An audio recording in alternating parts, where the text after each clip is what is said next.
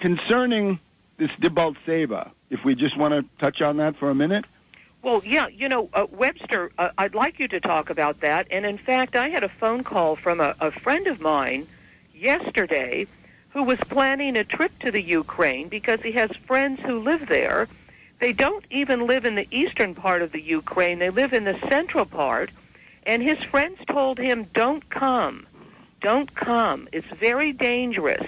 Now, these people that live in central Ukraine, friends of his, say they cannot even drive around in their car anymore because they get stopped by the Ukrainian army and who want to conscript young Ukrainian men into the army. So they say they can't even drive around anymore. Yeah, we should probably spend some time talking about this because we're approaching the first anniversary of this Maidan coup, and this was a bloody, armed, cynical coup d'etat, right, on February 20th or 21st, however you want to count it, of last year, right, what started this entire tragic situation going.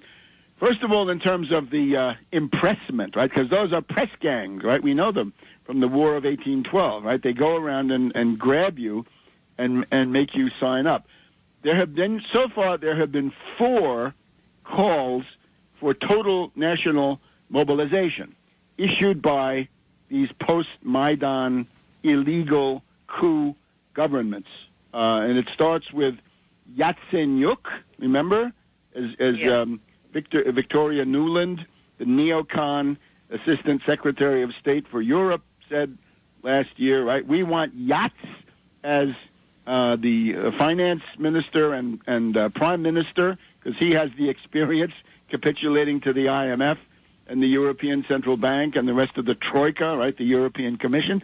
So she was out there for him, but the stuff has been, that government has been going on for a year almost now. They've issued 4 calls for mobilization, right, total mobilization, and the results have been extremely meager. Most people run in the other direction.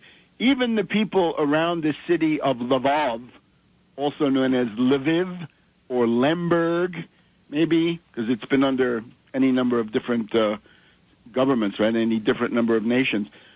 People just don't come out. They run the other way. And that's essentially what's facing President Poroshenko, right, the chocolate king. It's hard not to call him Pornoshenko because his policies are indeed obscene. He's in power now, and he's trying to scrape up cannon fodder, quite frankly, to throw against the pro-Russian separatists.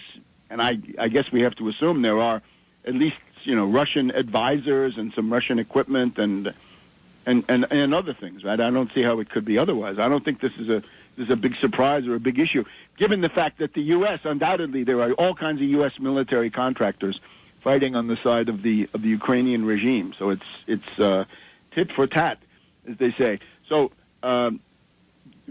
this Poroshenko Yatsenyuk regime is extremely unpopular, and they've just been taking people and throwing them into the mix. And their method has been something like this: you get a fairly significant town or a small city or something like this in the east of Ukraine. And what happens is the Ukrainian professional standing army drive up, and they have these self-propelled howitzers and tanks and mortars and artillery pieces, and they start shooting up the town, wantonly killing civilians, right? No attempt to discriminate. And they shoot and shoot and shoot, and a bunch of people get killed. They're driven into their cellars. And then there are these other units, the so-called National Guard. The National Guard are, I have to say, fascists to a very large degree. They come primarily from the far west of Ukraine, this Lvov-Lemberg area, and they come all the way across. And then once the bombardment is finished, the National Guard, and this means the right sector of Yarosh or other battalions or brigades, the Azov Brigade and other sort of ad hoc groups, right? These are glorified fascist gangs. And they then go into the town and engage in house-to-house combat with the pro-Russian separatists. And this is where you get your huge humanitarian emergency. And that's the model. Now, I have to remind people, that is exactly the model of the SS, right? The so-called Einsatzgruppe was just that, right? You'd have the German troops outside the town, and then they would send in, for the massacres, they would quite often send in these so-called volunteer forces who were from local ethnic groups who hated the people in the town, and then they would go to work with these massacres, in effect. So that's what it is. Poroshenko is now quite desperate.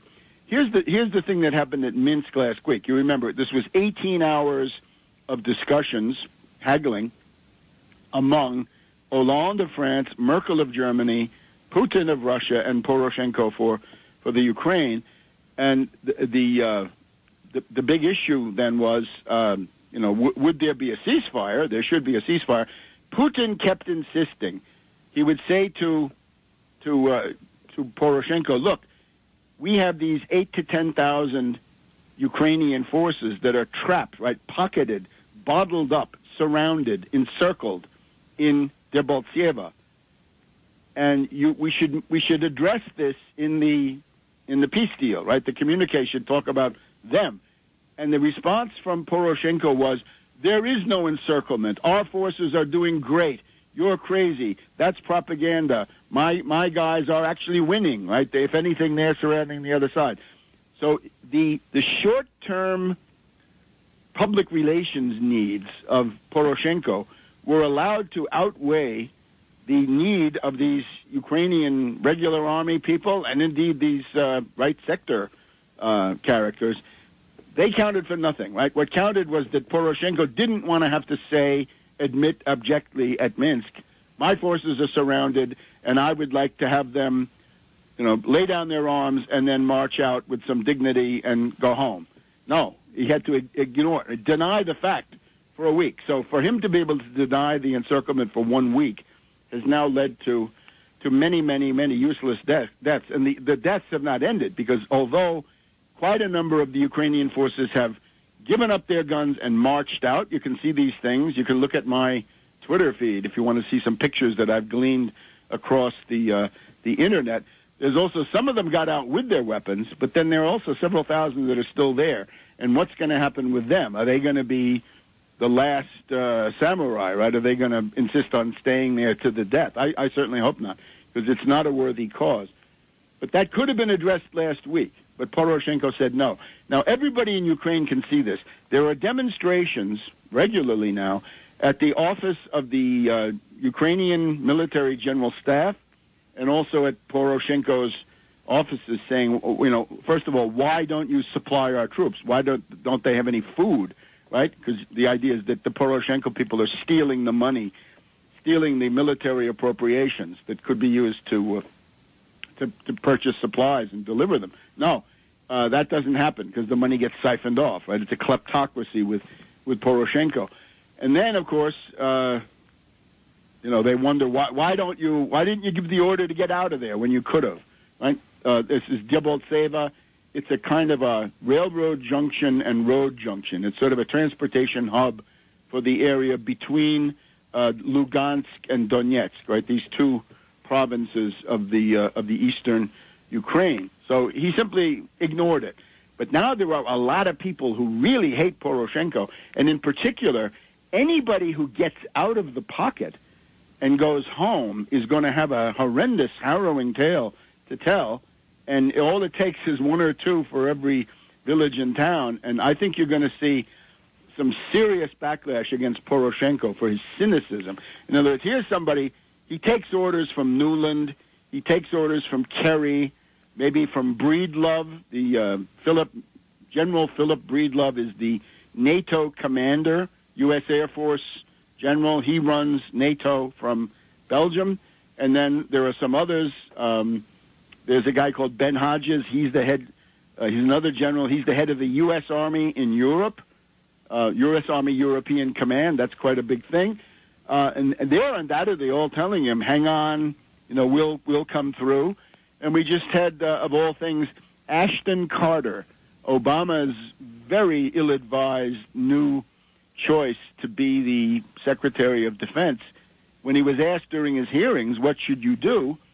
And he said, well, I would recommend that Obama send sophisticated U.S. weapons to the Ukrainian forces. And I think this is a very bad idea. Maybe just a couple of things about that, right? Why we don't want World War III, in case there's any doubt about it, here on the Pacifica Anti-War Network, and that deserves to be honored, in particular in this case, because it's very scary.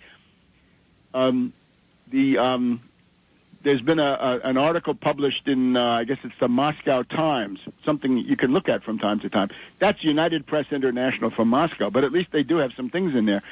And they tell you that a group of Moscow think tanks were called by their reporter, and all the Moscow think tanks say that Russian government and the Russian people would regard U.S. direct, open, public weapons deliveries of sophisticated arms to the Ukrainian side. That would be considered an act of war. So, act of war against Russia. Whether you like it or not, they say it's an act of war. Is that worth it? Right? Is that worth, well, if you remember, the day after, right, with Jason Robards. You want to get into that kind of a world?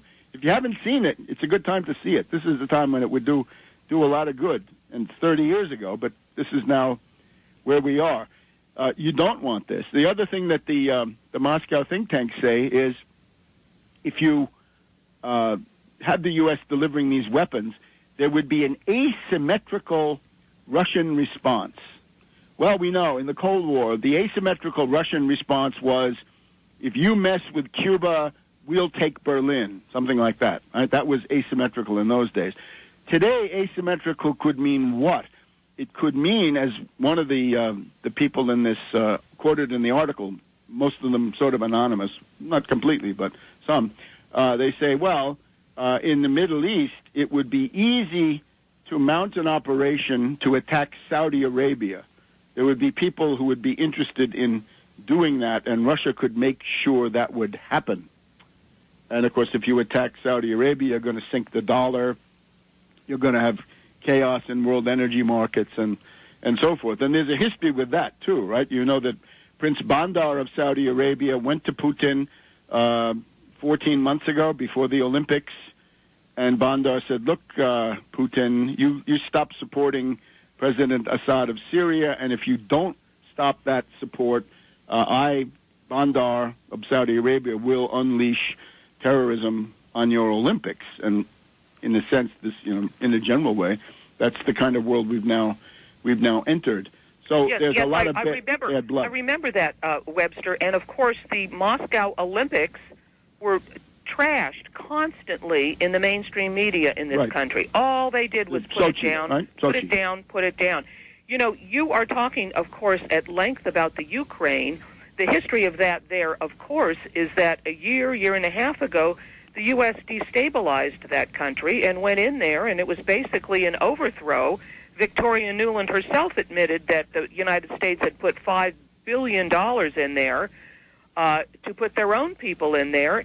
And, of course, going back to these terrorist attacks that you brought up in the beginning of the show, you were talking about how these staged attacks are actually a warning against Europe to not get too economically cozy with Russia. I guess, that's sort of what this is all about. And then, of course, you're talking about the possibility of World War III and how insane that would be. This is a class that you've given before, isn't it? Yes, I've given it over a period of quite a few decades, and this was an attempt to bring it up to date. The idea here is there is an American system of economics, but it's not just economics, it's political economy, which was generally recognized in the 19th century, right? You're never dealing with pure economics. You're always dealing with economics under the influence of a government, right, the political parties and so forth. And the American system is the most effective, right, the most successful of all these systems, right? We have the British school, of course, right, what's usually called the classical liberal with Ricardo and James Mill and John Stuart Mill and Bentham and so forth. And this, I'm afraid, this is generally a failure. It's been a failure for the British. It's been a failure for third world countries that have tried to use that as a development model. That doesn't work. And even less effective is the neoliberal school, which is the one that has emerged now in the last 10 or 20 years, right? Neoliberalism is a monstrosity, and it has nothing but a series of wrecked nations. It has no success stories, but in spite of that, the IMF and the other central banks generally embrace it because it's good for people who are rich, right? It's just that simple. That's all there is to economics in many ways. Economics, to some degree, the most corrupt of all disciplines. My doctorate is in history, so we can escape that a little bit and look at economics over time. So the British school is no good. The neoliberal school is no good. Then we have really Keynes is really a continuation of the British school, in particular with reference to Malthus, right? Malthus's ideas about, first of all, the pessimism about the food growing faster than the population, that's been amply disproved. But then there's this other thing that you need a class of parasites to consume the surplus so you don't get a crisis of overproduction. That's pretty much the idea with Keynes, and that he gets directly from Malthus, as he tells you himself. So none of those are any good. Marxism, well, this also didn't work, and it's no good kidding yourself that it did. And the reason for that, I think, is, Marx, let's say he had very heavy connections to British intelligence, right? Friedrich Engels was, to all intents and purposes, a British agent with factories in Britain. Marx, of course, worked for David Urquhart of the British Foreign Office. That was his most important steady job during his lifetime, and you can see that Marx aligns himself very much with the British free trade doctrine and all kinds of other things. So this Marxism is a very, very unreliable and dangerous thing to try to draw on. So you knock off all these others, what's left? There are two. One, it's the American system, and it turns out in the 19th century that's the same as the German system. And lo and behold, those are your two big examples of successful industrialization and raising of the standard of living. The guy who incorporates the union of the two is a very famous economist called Friedrich List. And Friedrich List's idea was principally British free trade does not work. Free trade means underdevelopment.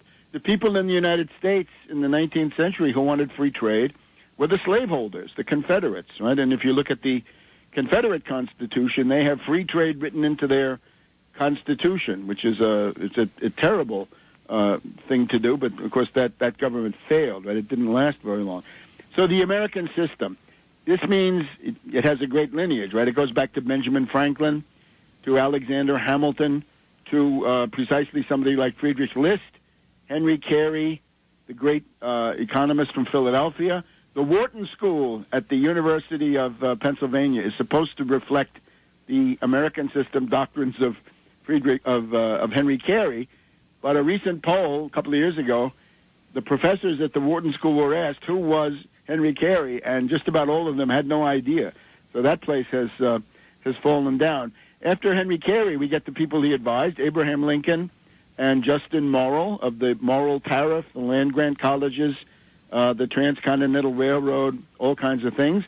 And after that, it's driven underground, right, by plutocrats, but we do have the populists, the Omaha Conference of the Populists in 1890, but then most emphatically, Franklin D. Roosevelt, the New Deal, and then attempt to revive that under Kennedy with the tragic consequences that we know. One of the people in the middle of all this who comes forward is Henry Clay, right? You know Henry Clay maybe as the great compromiser from Kentucky in the first half of the 19th century. But he's the guy who coined this term, the American system, and it has three pillars for him. First of all, a national bank, and that would mean today seize control of the Federal Reserve, rip it out of the hands of the private bankers who dominate it and run it, and make it to behave as a national bank, in the same way that we had the first Bank of the United States under Hamilton. We had the second Bank of the United States, thanks to Clay. There was an attempt to have a third one by Daniel Webster under Harrison Tyler, but Harrison died and Tyler wrecked the project, and after that you slide directly into a civil war. And it's unfortunate that one of the things Lincoln might have done if he'd lived longer would have been to reinstitute this kind of a bank. Because remember, Lincoln is a direct political protege of Henry Clay that I'm talking about. So for Henry Clay, it's a national bank, a protective tariff. This is what we would need today, for sure. We would need a protective tariff of 10 or 15%. Now, some people might say that's too low for a protective tariff. I think in today's world that would be effectively a protective tariff. It looks like a revenue tariff, but it would be a protective tariff. And that would mean you couldn't have the runaway shop, right? You couldn't move all the jobs to Southeast Asia or other, sweatshops around the world. That would simply not be possible because you'd end up paying the tariff. So you'd have to locate your production inside the United States, a powerful inducement to create jobs here at home. So the national bank, the protective tariff, and then infrastructure, right? The kind of thing that you see so strongly in the New Deal and in any time progress is being made, you've got to build the great projects of infrastructure. And that means the Transcontinental Railroad, the ports, the docks, the canals, the locks, the Erie Canal, right?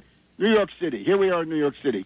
Why did New York emerge as the biggest of all the East Coast American cities? Well, because of the Erie Canal, right? Go up to Albany, turn left, and go across the upstate New York. When you get to Lockport, you've got to go up 5 locks in a row, and then you're into the Great Lakes system, and then you can come down the Mississippi. And that's the whole history of the development of much of the United States in a nutshell. So the Confederates would always say, no, you can't do that because suppose, in this case, right, the Erie Canal, that's only within one state. Well, what difference does that make? An improvement can be of national interest even if it's located in one county or one city. It doesn't matter. The point is, what does it mean for the development of the whole? So once again, a national bank, not a central bank, but a national bank, functioning under law, right, with the Congress telling them what to do. President signs the bill, the Congress passes the bill, President signs it, and the central bank becomes a national bank providing for the credit needs of the entire economy, right? Credit as a public utility. The question arises, right? What's the solution for a place like Ukraine, right? And it's really very simple, not complicated at all, and I think quite reasonable. The main Russian demand is that Ukraine should not be an anti-Russian springboard for new invasions and new attacks. So Ukraine should not be a member of NATO. I think this is eminently reasonable. Why in God's name would we want to commit ourselves here in the United States to defending a bunch of irrational hotheads in Kiev? What benefit do we get? Alliances, if they're going to survive, have to be of mutual benefit. It can't be all one way. And for the United States to pledge to defend this group of adventurers in Kiev, this is all one way. Doesn't make any sense. So essentially, a deal that says Ukraine will be highly federalized. It could be a confederation. Remember, there was up until 100 years ago, there was something called Austria-Hungary, and that was one country for the outside world, but internally it had 2 different administrations, right? Why not grant home rule to Donetsk and Lugansk, right? They've certainly proven that they want some kind of local autonomy, so why not give it to them? And the precedents for these are things like this. Finland, right? Finlandization. Well, in the late 1940s, Finland and the Soviet Union struck a deal that Finland would become a neutral country. It would not allow, wild, crazy, anti-Soviet, anti-Russian propaganda, and the Soviet Union would not interfere in the internal affairs of Finland, right? They would not join NATO. And they did very well under that. Same thing goes for Austria, right? Austria was neutralized, right? You may remember that Vienna used to be divided into sectors just like Berlin, right? It was cut into parts. in order to get out from under that, the people of Austria wisely said, well, we'll make a pledge not to join NATO, to remain neutral, and we get our independence back. And that also has worked very well for them. So what's shameful? What's so horrendous about it? Right? Any rational statesperson in Kiev would say, well, it's clear we have a sharply divided country. We're in this very sensitive strategic position. So therefore, neutralization, right, non-NATO, that would be a very good thing. And the other obvious thing now, unfortunately, after the last year, it's become unavoidable. You're going to need a Marshall Plan for Ukraine. In other words, this place has to be developed and restored. The Donetsk, Donbass was once the most highly industrialized region of the world by some measures, and it could be another, it could be of great value for world economic development. So that would be another way to look at it. So that would require a degree of sobriety, let's say, on the part of the hotheads who have been running Kiev. And of course, it would also require that the U.S. and the British stop inspiring this irrational behavior, right? Because many times the orders come from Victoria Nuland. Can you believe it? Right, an unreconstructed neocon. She's part of the Kagan clan of warmongers, right? People who brought you the Iraq surge and all sorts of things like that. And they've burrowed into the State Department, and there you go with Victoria Nuland, right? She was out there handing out Twinkies, right, to the demonstrators and to the troops. So that's the one side. Now the other one is, I want to make a special appeal if I can, because I think this is very timely, and here we are again in New York. There was once an organization called the American Committee for East-West Accord. And the reason I know about this is that I've heard Professor Stephen G. Cohen, who had taught at Princeton and then went over to NYU, and you see him sometimes on, you can get on mass media from time to time.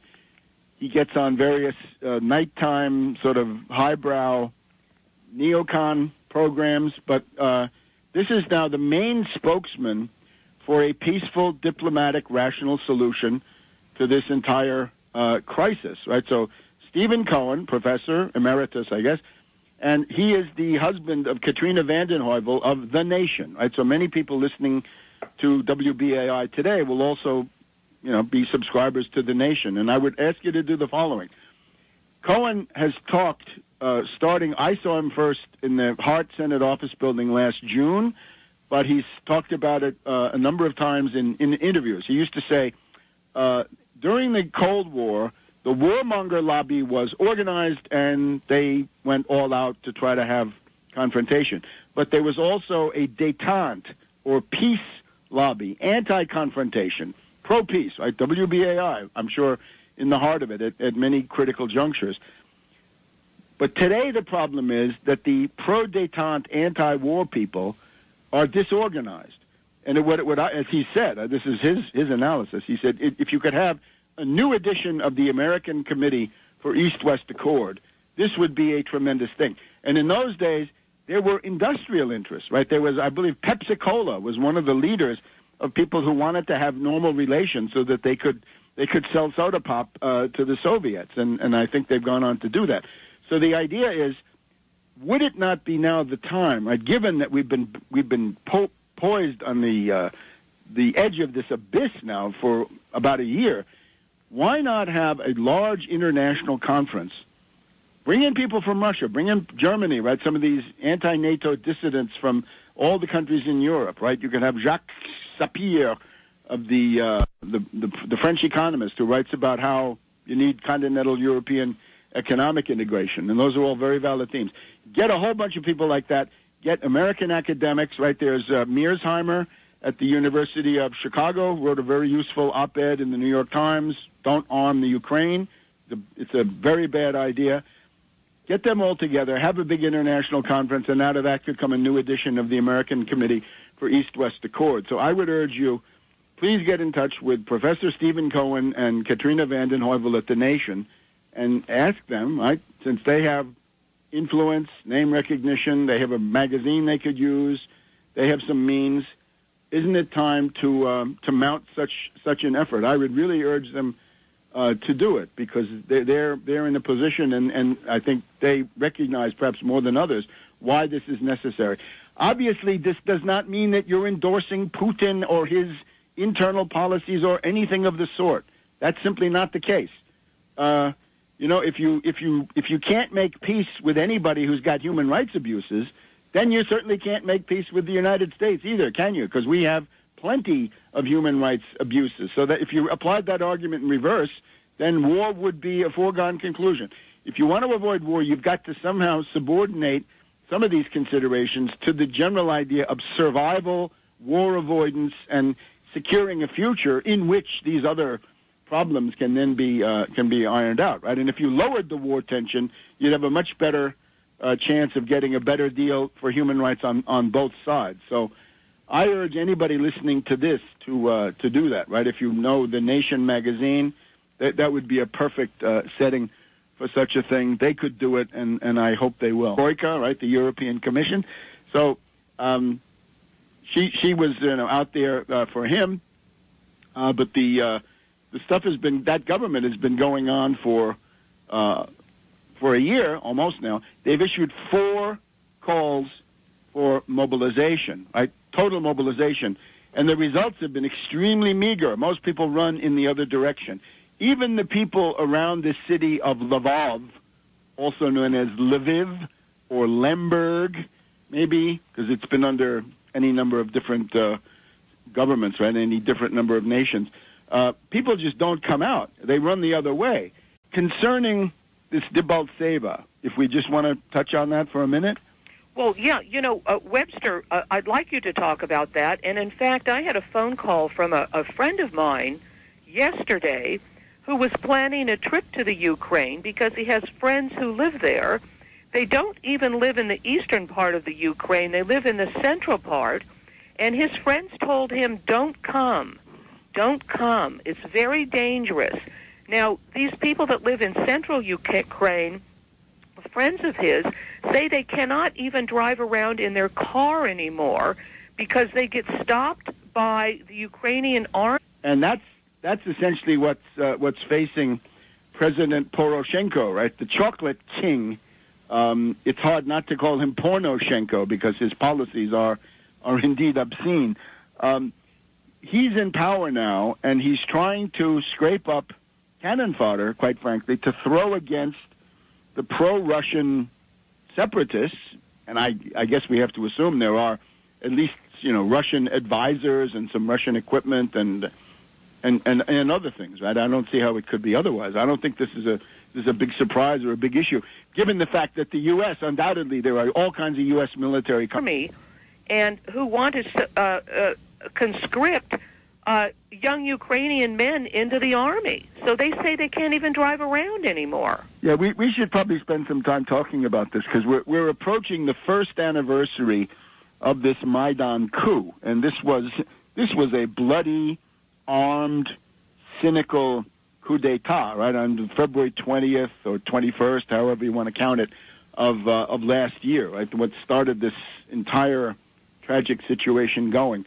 First of all, in terms of the impressment, right, because those are press gangs, right? We know them from the War of 1812, right? They go around and grab you and make you sign up. So far, there have been 4 calls for total national mobilization issued by these post-Maidan illegal coup governments.